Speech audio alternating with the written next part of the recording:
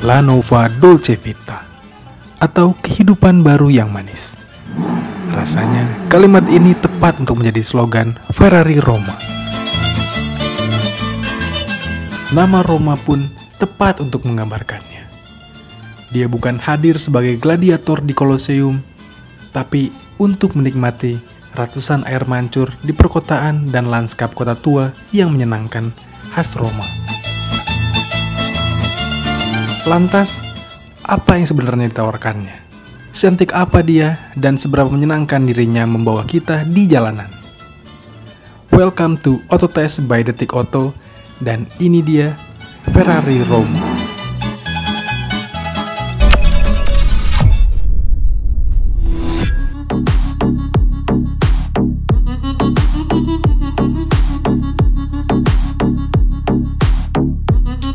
Yes teman-teman, ini dia Ferrari Roma terbaru yang dibawa sama Eurocars dan Ferrari Indonesia ke Indonesia nih.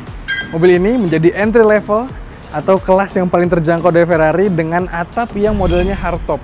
Kalau biasanya kita tahu Ferrari entry level itu ada California, California T atau Portofino yang masing-masing punya atap terbuka atau convertible. Kalau ini versi lebih GT, versi Grand Tourer-nya. Tapi sebelum kita nyobain mobil ini, sebelum kita jalan-jalan ke daerah-daerah sini nih, kita lihat dulu detailnya teman-teman. Dari depan dulu ya.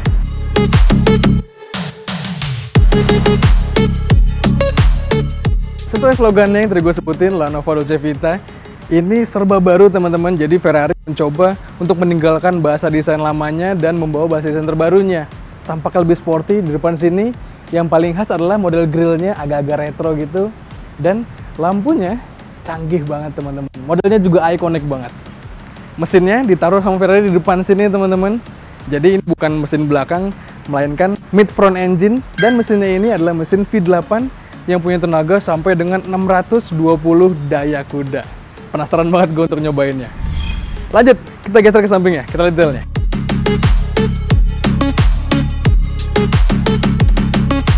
Nah, dari samping kelihatan banget ini dimensi yang sangat ramah untuk mobil harian teman-teman. Bahkan mobil ini rasanya dipakai untuk garasi rumah yang nggak terlalu besar pun ini rasanya oke lah. Nah, namanya Ferrari, pastinya orang beli nggak dengan paket basic gitu ya. Pasti ada opsional yang dipasangkan di sini. Untuk mobil yang kita tes sekarang ini, opsionalnya di peleknya teman-teman. Warna peleknya sekarang lebih manis dan juga kaliper remnya dikasih warna biru. Secara umum dari samping juga tampilannya nggak intimidatif, tapi agak-agak mirip sama Aston Martin. Gimana menurut kalian? Sekarang kita lihat belakangnya ya. Nah, tampak belakangnya juga berkarakter banget teman-teman. Ini bukan lagi bahasa desain Ferrari yang lama ya, yang lampunya bulat-bulat biasanya. Model stop lampnya cakep banget, tipis gitu, minimalis. Kita cek terangnya teman-teman. Tapi sebelumnya ini kuncinya, kayak gini modelnya. Bisa dibuka 2 kali di sini, pencet untuk buka terangnya dan langsung buka. Nah, pas dibuka langsung kelihatan ini list harta kekayaannya pemilik Ferrari teman-teman. Ini adalah list opsinya, jadi semakin banyak opsinya semakin mahal Ferrarinya. Kalau ini masih nggak terlalu banyak lah, karena mobil tes. Nah, bagasinya untuk sekelas mobil super gitu ya, ini sih lumayan besar. Kapasitasnya kalau dalam kondisi umum di 272 liter kapasitasnya. Tapi ini pakai opsi di mana jok belakangnya bisa dilipat. Nih, dipencet, lalu ditutup jok belakangnya dan bisa nge-extend bagasinya lebih luas lagi. Memang untuk mobil harian rasanya harus ada opsi ini ya, supaya kalau kita bawa bagasi, bawa koper yang besar gitu ya, bawa tas golf, bisa masuk ke sini.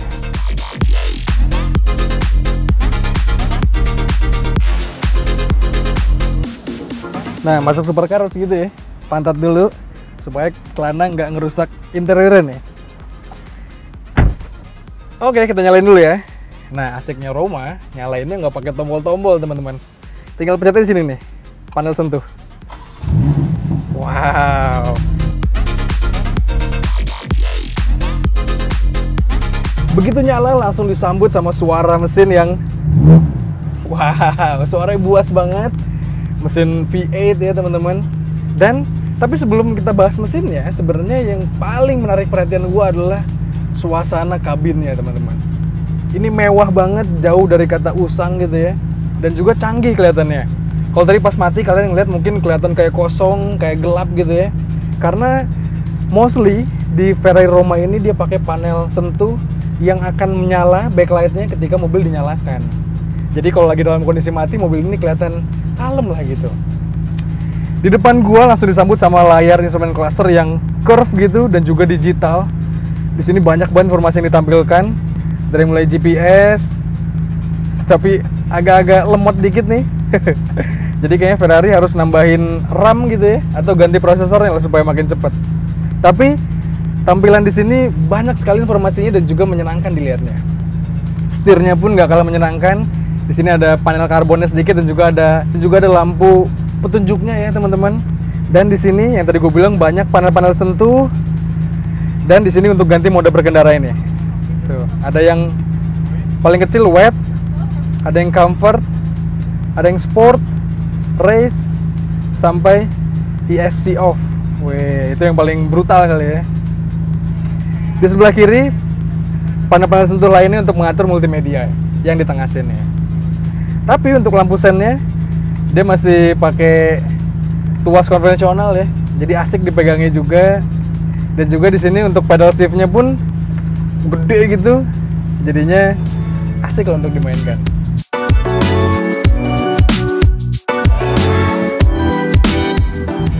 Nah, kita geser ke tengah teman-teman.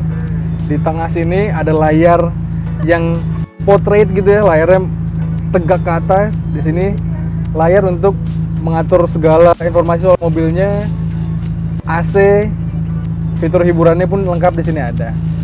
Nah, turun ke bawahnya, ini tuas transmisinya teman-teman, shifternya. Wih, asik ya, modelnya kayak Ferrari jadul gitu, yang masih pakai shift gate.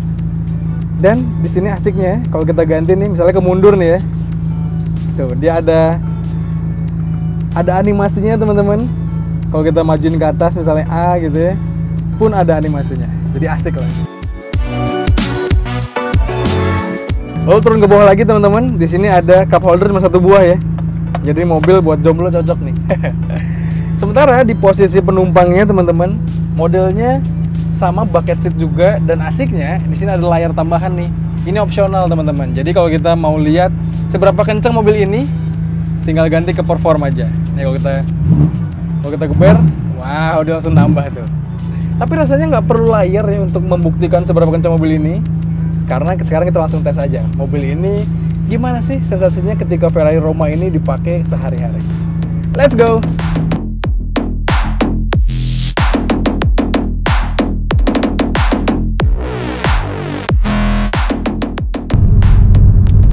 Nah teman-teman, begitu kita coba Ferrari Roma ini, memang betul apa yang dibilang Ferrari pengen buat mobil ini itu untuk lifestyle, nggak hanya untuk akhir pekan gitu ya. Ini memang Ferrari yang rasanya nggak intimidatif sama sekali. Jadi ini memang cocok dipakai harian kalau kalian sultan ya. Tapi kalau kita ngomongin mesinnya, ini coba gue raving, gue jalan di 1000 rpm, kalian mungkin samar-samar aja mendengar suara knalpotnya. Karena memang betul, ini kalau kita pakai di pemukiman yang padat, di daerah yang banyak warganya, ini nggak akan menyeramkan. Nggak kayak mobil super yang suaranya beringas gitu ya. Ini mobil, ini gue rolling di 1000 rpm, kecepatan rata-ratanya 28-30 km/jam. Mobil betul-betul adem banget suaranya. Tapi ketika kita pakai ke mode yang shifternya ke manual, kalau kita pengen iseng becek segala macam, mobil ini pun masih mumpuni banget karena tenaganya juga besar banget ya. Jadi mobil ini all round lah, mau dipakai harian enak, mau dipakai track day, mungkin akhir pekan sama teman-teman, mobil ini pun gak malu-maluin.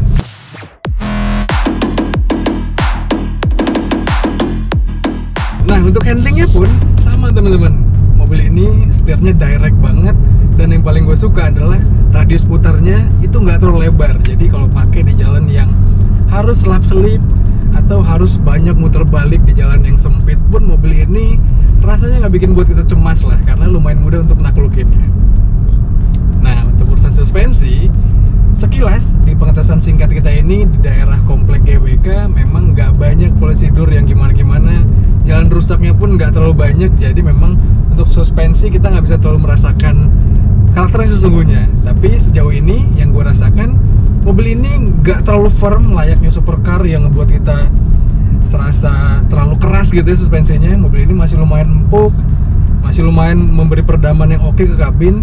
Tapi lagi-lagi karena pengetesan kita lumayan singkat, jadi kita nggak bisa tahu karakter sesungguhnya dari Ferrari Roma ini. Teman-teman, contohnya kita putar balik di sini nih, di daerah yang sempit sekali, tapi mobil ini ternyata menyanggupi banget dan nggak bikin was-was karena banyak sensor di mobil ini. Apalagi mobil ini yang kita tes sekarang ada opsionalnya kamera parkir 360. Jadi kalau dirasa kita butuh keluar parkir, masuk parkir tanpa tukang parkir sekalipun, mobil ini ya nggak bikin deg-degan lah. Terus juga mobil ini tuh yang asiknya teman-teman, dia visibilitasnya lumayan oke, walaupun kaca belakangnya cenderung kecil sebenarnya ya, tapi ternyata cukup baik lah. Di depan pun, kalau kita lihat frontal ke depan, yang paling asik mobil ini tuh punya bonnet yang lumayan berlekuk gitu ya. Jadi bisa ada indikator buat kita kira-kira jarak depan dengan muncung mobil ini udah sedekat apa. Apalagi yang tadi gue bilang ya, banyak sensor di mobil ini. Jadi lagi-lagi mobil ini memang gak intimidatif. Kalau kalian rasanya pertama kali punya Ferrari, memang ini yang paling cocok. Mobil ini teman-teman udah dilengkapi dengan fitur keselamatan yang canggih berbasis ADAS, berbasis sensor atau radar, disimpan di depan dan itu adalah opsional. Jadi lagi-lagi ya yang tadi gue bilang, kalau kalian pengen beli mobil ini dengan paket komplit, jadi harus ada dana yang perlu kalian bayar lagi. Nah, ngomongin biaya teman-teman atau ngomongin harga, mobil ini itu kalau kita lihat di luar negeri, di Inggris lah, mobil itu dibanderol kurang lebih sekitar 3,5 miliar rupiah kalau dikonversi ke rupiah. Kalau masuk Indonesia berapa? Rasanya harus kalian tambahkan dengan pajak perintilannya segala macam, kurang lebih sekitar 2 sampai 2,5 kali lipat dari harga tersebut. Jadi mungkin masuk Indonesianya sekitar 7 sampai 8 miliar rupiah. Tapi Eurocars nggak ngasih tahu berapa harganya, jadi kalau kalian penasaran atau kalian berminat, langsung aja kalian kontak ke Eurocars dan Ferrari Indonesia ya.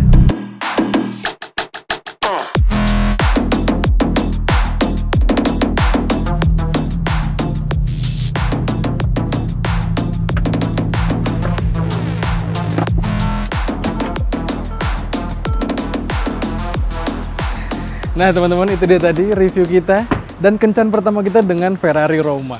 Kira-kira menurut kalian gimana? Apakah mobil ini memang layak buat dipakai harian? Atau kalian punya pendapat apa soal mobil ini? Coba kalian sampaikan di kolom komentar di video kali ini. Dan jangan lupa untuk baca ulasan lebih lengkapnya di kanal Detik Auto, dan tonton video dari kami di kanal 20 Detik dan juga kanal YouTube Detik Auto. Jangan lupa di subscribe juga guys. Kalau gitu sekian aja teman-teman, gue Hafiz pamit, stay safe dan bye-bye.